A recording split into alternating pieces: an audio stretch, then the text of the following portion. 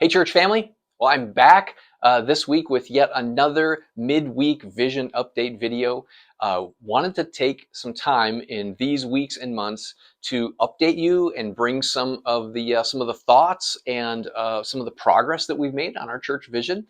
And so this week, I want to address one of the biggest questions that has come to us as we have talked about our vision to be one church with multiple locations, and especially this unique idea that I believe God is leading me to lead the charge and that I would start the second campus. One of the questions we've heard so many times is, well, if that's the plan, then does that mean that Jason is not at Ridgefield anymore and that he's just going to be at the second campus and that we're not going to see him? And the answer to that is no, I will be here. First of all, very practically, for the foreseeable future, we are going to keep our offices here in downtown Ridgefield. And so I'll be here during the week and regularly having office hours. And so I'll office here and I will be here during the week. How are we going to start that second church? Well, that's going to be in an upcoming video for sure. And you're going to want to tune in next week. Next week, I'm going to talk about the location that we are looking at for our second campus. You're especially going to want to tune in for that. But let me address the idea or the question that I've had of where will Jason be? What will that? And as we have heard your concerns and as we have prayed about it and we've looked at the models that other churches who have done this well are using, we've kind of concluded that it will be good for me to be here on Sundays at downtown Ridgefield about once a month. And so as soon as our second campus is stable and things are going well, which I believe will happen sooner rather than later because we have an amazing team and an amazing church, that I will plan to be here preaching and sharing with our downtown campus all the good things that is happening throughout our one church with multiple locations. Now, to do that, that means that we're going to have to share some preachers and teachers and move to more of a teaching and preaching team than the traditional concept of like one pastor, one location does all the preaching and teaching. But honestly, as we have talked to other pastors and churches, many churches are using this kind of a concept. And as I think about it and pray about it, I can think of a few benefits that this would bring to us. First of all, the first benefit that I can think of is that it is good for us to hear from multiple voices. So just this last weekend, Erica, my wife, brought a powerful message about what does it look like to surrender control of our life and events to God. And the feedback that some of you shared was just so encouraging. And I believe that God speaking through Erica was able to connect with people in a way that you just wouldn't have heard through me. And that is what is beautiful about God's church and the way He gifts so many different people. And we have several folks with amazing teaching and preaching abilities who can be a part of a teaching team that enables me and our other pastors to share the preaching and teaching load. The second benefit that I see is that a preaching team and teaching team concept allows for more community and less personality.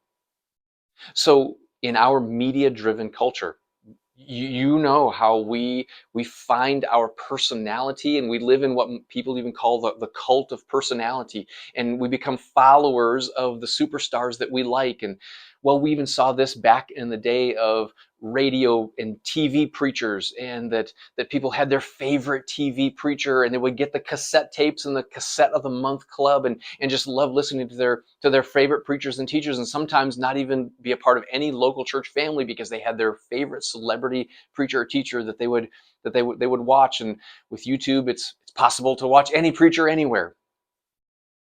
And it's good to have all those resources close at hand until we become too spiritually dependent on a personality. When the church is far more about family than it is one personality. It's far more about community than any one voice or personality. And so by utilizing a shared teaching team approach, in which I and our other pastors will regularly preach at the multiple different campuses, we will benefit from that. And I believe we'll be better able to spur one another on towards love and good deeds, as the book of Hebrews tells us, as we are all engaged in community, worshiping together, praying together, and hearing from God's word from a multiple number of voices. A third, and maybe a little less spiritual, of course, benefit is that it also allows for greater creativity and flexibility. So imagine, if you will, a few of us staff pastors get together, and after prayer and planning and brainstorming, we come up with a 3 to 4 part teaching series. And I launch it with week 1, and then Billy takes week 2, Miranda takes week 3, and then I wrap it up with week 4. And I could launch it downtown on week 1. And then the next week, I could go to our second campus and launch it there while Miranda is sharing week 2.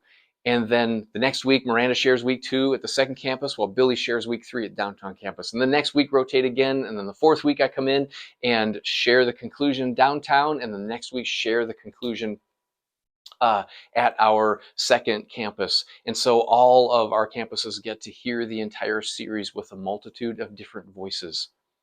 You know, something really interesting happened just last week that Billy mentioned to me, that he noticed that on the weeks when I am not preaching, that I'm spending more time with people, pastoring and shepherding as God has called me to do.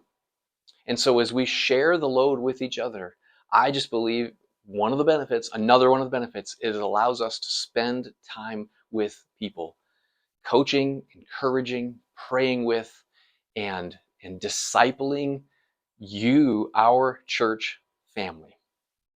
And so that's this week's update, and where we're at in the planning process. And as we continue to make plans, we will start to make greater use of preaching, teaching teams. And I just believe that we will be better for it. Thanks for your time today. Look for another video coming next week, and we will address the question of where do we see our second campus launching. In the meantime, have a great week. Reply back to the email if you have any additional questions or more questions that you would love to see addressed in an upcoming video or a Q&A. And I will see you this Sunday.